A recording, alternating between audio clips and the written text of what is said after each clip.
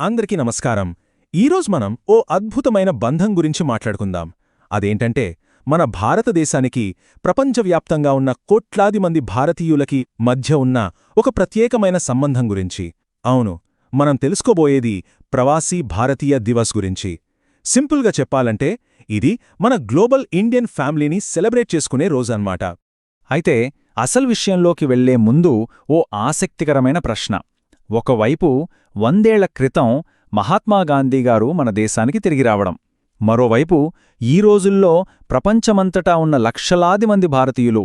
అసలు సంబంధం లేనట్టుగా అనిపించే ఈ రెండు విషయాల్ని కలిపే లింకేంటి, ఏముంటుంది అంటారు? ఆశ్చర్యంగా ఉంది కదూ! ఆ సమాధానం ఒకే ఒక్క చాలా ముఖ్యమైన తేదీలో దాగి ఉంది. ఇంతకీ ఎంటా కథ? పదండి తెలుసుకుందాం. అవును, ఆ కథ మొదలయ్యేది జనవరి 9న. మన చరిత్రలో ఎప్పటికీ నిలిచిపోయే ఒక ముఖ్యమైన రోజది. అసలు జనవరి 9నే ఎందుకెంచుకున్నారు? దాని వెనుక చాలా పెద్ద కారణముంది. సరిగ్గా 1915లో ఇదే రోజున మహాత్మాగాంధీగారు సౌత్ ఆఫ్రికా నుంచి ఇండియాకి తిరిగొచ్చారు. అది కేవలం ఆయన తిరిగి రావడం మాత్రమే కాదు, మన స్వాతంత్ర్య పోరాటాన్ని ఒక కొత్త మలుపు తిప్పిన చారిత్రక ఘట్టమది.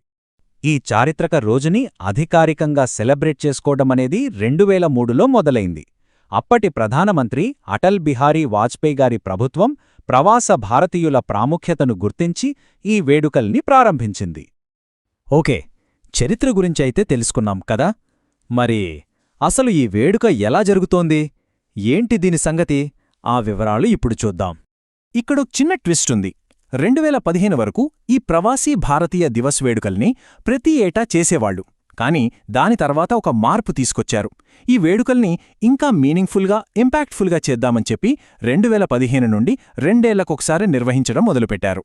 మరి ఇంత పెద్ద ఈవెంట్ని ఎవరు ఆర్గనైజ్ చేస్తారు? అదంతా చూసుకునేది మన భారత విదేశాంగ మంత్రిత్వ శాఖ, అంటే మినిస్ట్రీ ఆఫ్ ఎక్స్టర్నల్ అఫైర్స్. ఈ మొత్తం కార్యక్రమాన్ని సక్సెస్ఫుల్గా నడిపించే బాధ్యత వాళ్లదే అన్నమాట. సరే, ఇప్పటిదాకా మనం ఈవెంట్ గురించి మాట్లాడుకున్నాం. ఇప్పుడసలు విషయానికొద్దాం. ఈ వేడుకలన్నీ ఎవరికోసం? మన గ్లోబల్ ఇండియన్ ఫ్యామిలీ కోసం. అవును, ప్రవాస భారతీయుల గురించి మనం ఇప్పుడు మాట్లాడుకుందాం. అసలు ప్రవాసీ భారతీయ అంటే ఎవరు? సింపుల్గా చెప్పాలంటే మన ఇండియాకి చెందినవాళ్లు, అంటే ఇండియన్ ఆరిజిన్ ఉండి దేశం బయట వేరే దేశాల్లో నివసిస్తున్న వాళ్లందర్నీ కలిపి ఇలా అంటారు. ఇది కేవలం ఒక పదం కాదు. వాళ్ల కథలు, వాళ్ల విజయాలు, మన దేశంతో వాళ్లకున్న విడదీయరాని బంధం, వీటన్నిటికీ ఒక ప్రతీకమనమాట. ఈ ప్రవాస భారతీయుల్లో మళ్లీ కొన్ని కేటగిరీలున్నాయి, ముఖ్యంగా 3. ఒకటి ఎన్ఆర్ఐలు, అంటే నాన్ రెసిడెంట్ ఇండియన్స్. వీళ్ల దగ్గర ఇండియన్ పాస్పోర్ట్ ఉంటుంది, కానీ వేరే దేశంలో నివసిస్తూ ఉంటారు. రెండోది పిఐఓలు, అంటే పర్సన్స్ ఆఫ్ ఇండియన్ ఆరిజిన్. వీళ్లు గాని వీళ్ల పూర్వీకులు గాని భారతీయులు. ఇక మూడోది ఓసీఐలు, అంటే ఓవర్సీస్ సిటిజన్స్ ఆఫ్ ఇండియా. ఇది వాళ్లకు కొన్ని ప్రత్యేక హక్కులిచ్చే ఒక స్టేటస్.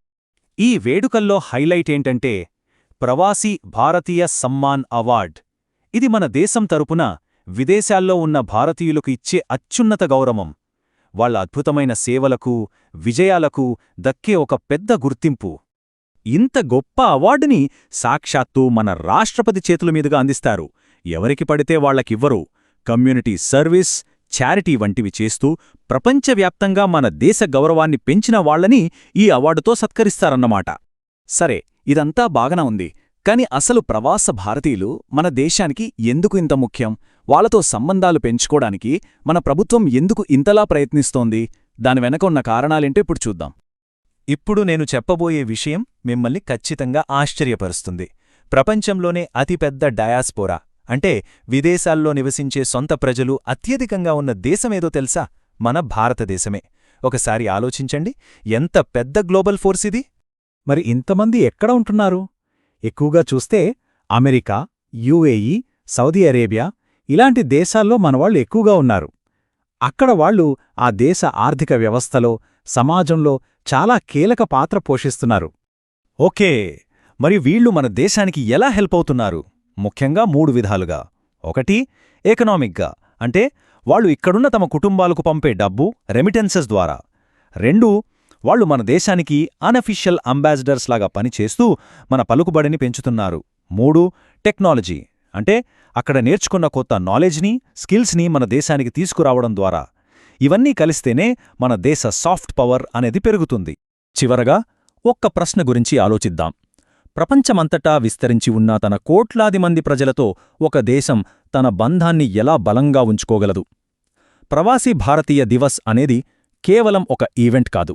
అది ఈ ప్రశ్నకు దొరికే ఒక అద్భుతమైన సమాధానం.